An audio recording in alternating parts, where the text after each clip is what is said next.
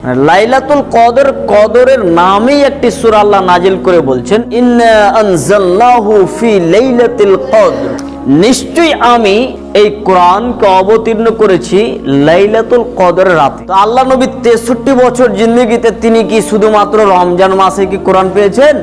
বিষয়টা আল্লাহ এইখানকার কথা বলেন না।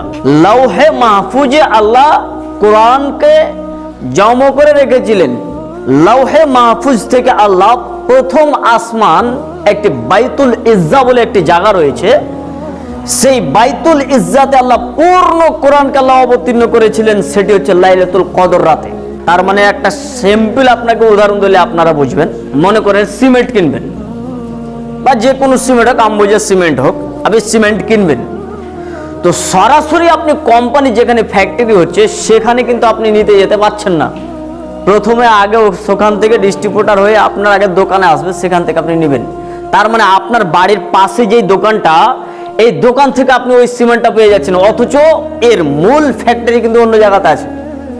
তো আল্লাহর এই কোরআন মাজিদটা যেটার মূল স্থান, সেই স্থানটার নাম হচ্ছে লাউহে মাহফুজ। আর ওই লাউহে মাহফুজ থেকে দুনিয়াতে পাঠানোর জন্য কাছাকাছি প্রথম আসমানে আল্লাহ নাজিল করলেন, সে রাতটির নাম হচ্ছে লাইলাতুল কদর রাত।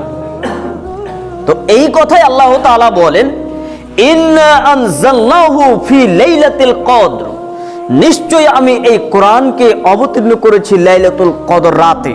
ওমা আদরাকা মা লাইলাতুল কদর, আপনি কি জানেন লাইলাতুল কদর রাতটি কি? সেটি হচ্ছে লাইলাতুল কদরি খায়রুম মিন আলফি শাহর, সেটি হচ্ছে 1000 মাসের চাইতে উত্তম।